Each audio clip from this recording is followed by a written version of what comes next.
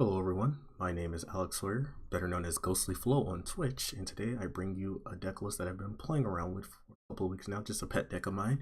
It's GB Twilight Ascend. So the focus of the deck is to get Twilight Prophet and Ascend and draw all the cards and deal all of the damage.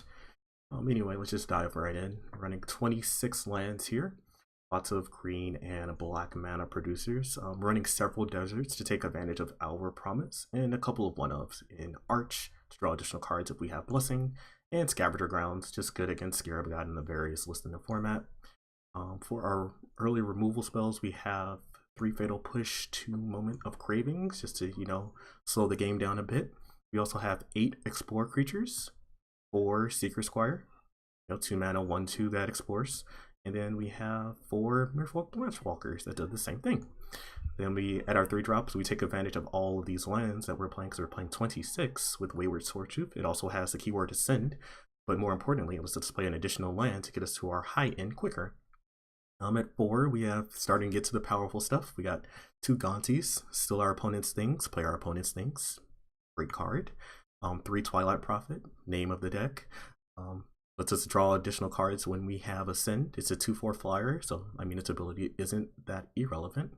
But it's really strong once we have City's Blessing, just drawing additional cards, draining our opponent's lives, card advantage. Also, us gaining life is pretty important too, especially against those red decks. 2 Vraska's Contempt, just have a way to deal with Scarab God and some problematic Planeswalkers. And 3 Walking Ballista. They're late game huge spells, put a lot of mana into them. Early game, they're cheap removal, just very versatile creature. At 5, we have 1 Liliana, just really good at bringing back some of our creatures, like any of our Explore creatures, really good bringing back Gaunties and Twilight Prophets if they hit the graveyard. And 3 Our Promise, really good at getting City's Blessing. Putting 4 permanents into play is no joke when you're trying to trigger Blessing.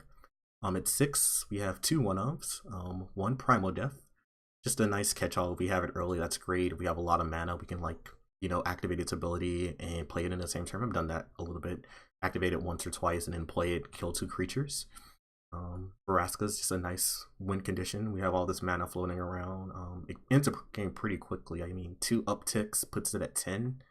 And I guess you can either ultimate, or what I usually do is uptick 1 more time and then ult, just to be safe. Or if you have a Walking Ballista in play, you can just kill them instantly.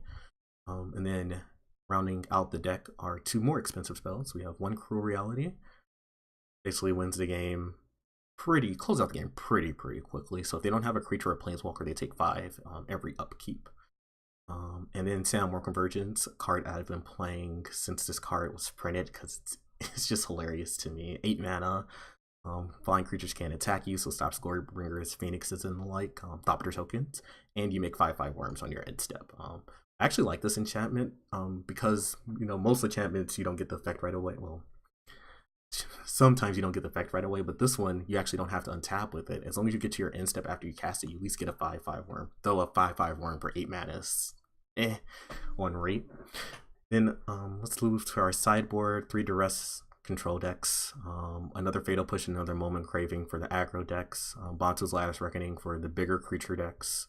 Like green black snake and things of like that nature. Lost Legacy is a nice nod to Scarab God and Approach of the Second Sun. Vraska's Contempt, Scarab God, and Planeswalker decks. Thrashing Brontodon kills enchantments, artifacts, can bring Vault back with Liliana for multiple use. Nessa, another pet card of mine. I try to sneak her in any of my green mid-range decks, just because it's good value, bringing back any permanents, or just making 5/5s every turn. It's pretty decent. And also another Vraska, because sometimes you just need more, more power. Anyway, that's the deck. Let's just go ahead and dive right into the league.